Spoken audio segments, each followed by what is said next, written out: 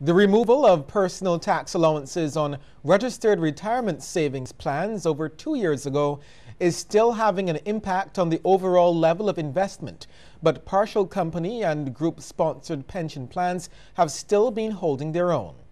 That's according to Investment Director with Fortress Fund Managers, Roger Cave. He made the comment during a recent interview. I would say that has certainly reduced the levels of people investing in our RSPs because the tax incentive has been removed. So in effect, it's resulted in double taxation because the taxes on when people withdraw from the RSP has not been altered. So in effect, you're not getting a deduction for putting money into the plan, but you're going to be taxed on it when you do retire. So that has significantly reduced contributions into those plans. For many of the employer-sponsored plans, there's not been that much of a change, but it really is a policy that needs to be revisited. Meanwhile, Mr. Cave says investment entities like Fortress have been benefiting from the removal of the minimum savings rate on deposits at commercial banks. We are finding depositors who are seeking higher returns looking for other options to invest their money. So that's positive for the business we are in. The historic Warren's Great House to the northwestern corner of the CIBC First Caribbean headquarters site has been given a new lease on life following a substantial facelift by its owners, CIBC First Caribbean.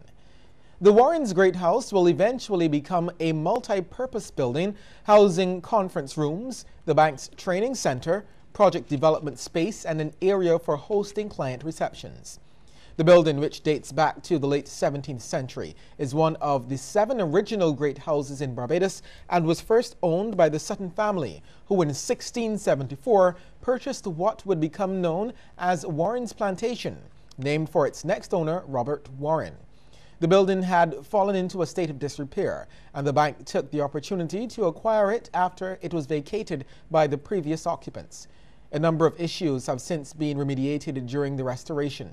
The work is being conducted by the firm Gillespie & Steel Associates Limited. All right, time now to take a look at how stocks traded on selected exchanges across the region.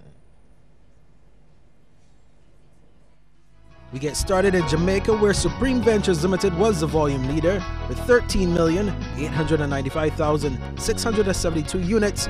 They were followed by JMMB Group Limited 7.50% and NCB Financial Group Limited.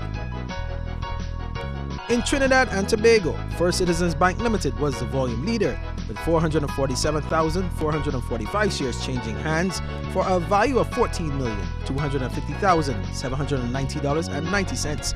They were followed by National Flour Mills Limited and One Caribbean Media Limited. And in Barbados, there was no trading activity on the regular market.